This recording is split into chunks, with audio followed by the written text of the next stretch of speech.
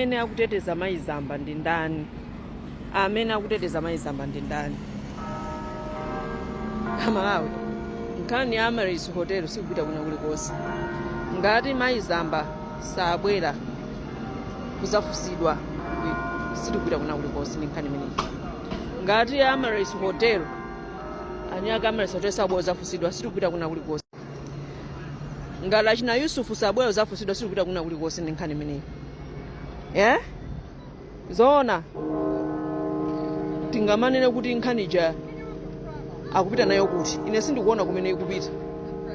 Kungononga ndrama akakhala pamene pajapo. Amaizamba akudwala anayamba kudwala liti? Anthu mukupanga support zimene zizi achipani cha MCP anthu ena aku DPP kupanga support maizamba akudwala. Nde anthu nomukuziwana achipani cha DPP ndi achipani cha MCP. Maizamba akulipo amene akuateteza ochokera ku zipani ziwiri zimenezi. Therefore nkhani imene sikupita kuna kulikonse ndipo tingotaya nthawi. Ngati amene wasazafusidwa ngati anyaka Amaris Hotel sazafusidwa nde nkhani ikupita ku palibe Katangale pena paliponse. Malawi womvetsa chisoni. Zona basi mene zililimu. Maizamba kuti akudwala, maizamba kuti ali kuchipatala.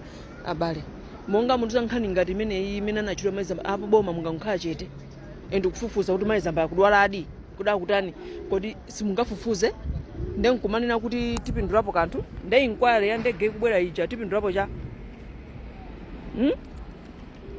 tipindulapo cha sindikuziona chilichonse chimene chikutheka apa.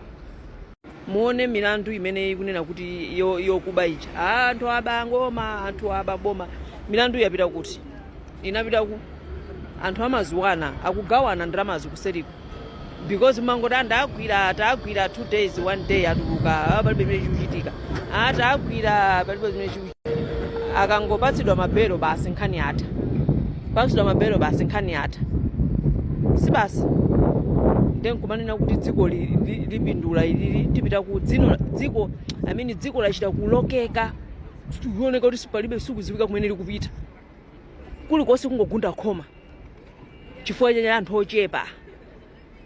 Katangale wa mudziko mwathumu Katangale akuyenda kuseliku uzongokumana pabaja pangokumana zopanda pake anthu yabapa awatere atale mukuziwana kuseliku mukupatsana ndalama ikatero nkhani zatha nkana mukukanika olo kuti mufusane muno bwino zinkhani zizitha kumangana mmakaniko panga zimenezo futhi mmagawana zinthu ndalama zimenezi mmagawana zinthu zomvetsa chisoni kwambiri zinthu zomvetsa chisoni kwambiri. Ayi ndithu Katangale kwathu kuja sazatha koma chomvetsa chisoni chokuti Katangale waonjeza kwambiri futhi dziko likukanika kuisuntha lukanika kuyenda kodi tikumayiko kwina kusukuti kulibe Katangale alipo ndithu koma amakhala ochita kutsinulira chifukwa kwina kuziziyenda kodi kumangotengeratu zonse dziko mpaka kukanika kuyenda pano no forex kukanika kuti tigule mafuta no forex dziko kukanika likuchita kuguguda kunduku kuti lipeze forex yeniyeni koma malo momo anthu ali nayo forex diu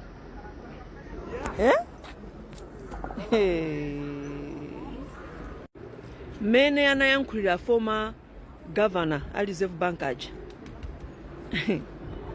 ukhoza kuona kunena kuti nkhani pomwe ilili mupita mukawamvesere mukhoza kuziwa mene nkhani imene ilili kuti zinthu sizili bwino koma ndithu zikukanika sizikuoneka mutu wake inkwalije sikuoneka mutu wake olo pang'ono. Nanena ine kuti nkhani sikupita kulikonse ngati anthu amene wasazaonekera. Yusufu ndiyo akuthawayo safuna kuonekera safuna kufusidwa. Anthu ora amapanga kuchonderera kuti boma la gule hotel lero sakufuna kubwera kudzaonekera kuntunda akuluakulu mupanga chani. Amene akumulimbitsa mtima ndi ndani? Amene akulimbitsa mtima Amaris Hotel ndi ndani? and azikula kukula mtima choncho otasangabwere kuzaonekera kuderera lamulo kuliderera boma kuderera paki akupangitsani ndani kulibe kumene tikupita nkhani imene yamara basi ndi choncho. It was at that point that Mr. Yusuf declined to continue appearing before the committee. The committee wishes to make it absolutely clear to the nation that it has no interest in humiliating, targeting, or prejudging any witness. Equally, however, the committee cannot permit a situation where witnesses selectively determine the terms under which Parliament may exercise its constitutional oversight responsibilities, especially in matters involving substantial public interest. Parliamentary committees derive their authority from the Constitution and the laws of this Republic. That authority carries with it both privileges and obligations.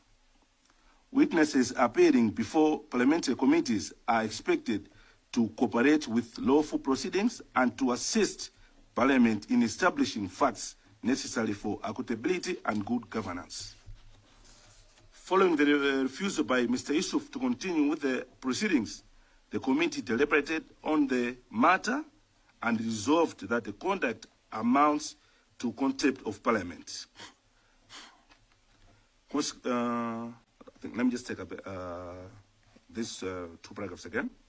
Following the refusal by Mr. Yusuf to continue with the proceedings, the committee deliberated on the matter and resolved that the conduct amounts to contempt of Parliament. Consequently, the committee has resolved to revoke the provisions of the National Assembly Act and will take the necessary actions accordingly. The committee further wishes to assure the public that this development will not derail or compromise the inquiry. The committee remains committed to discharging its mandate professionally, independently, and without fear or favor. This inquiry is not about personalities. It is about accountability. It is about protecting public institutions above all. It is about safeguarding the pension savings of ordinary Malawians whose future security depends on the integrity of public decisions making. The committee therefore calls upon all individuals and institutions connected to this matter to cooperate fully and participate, and other lawful authorities as this process continues. I thank you.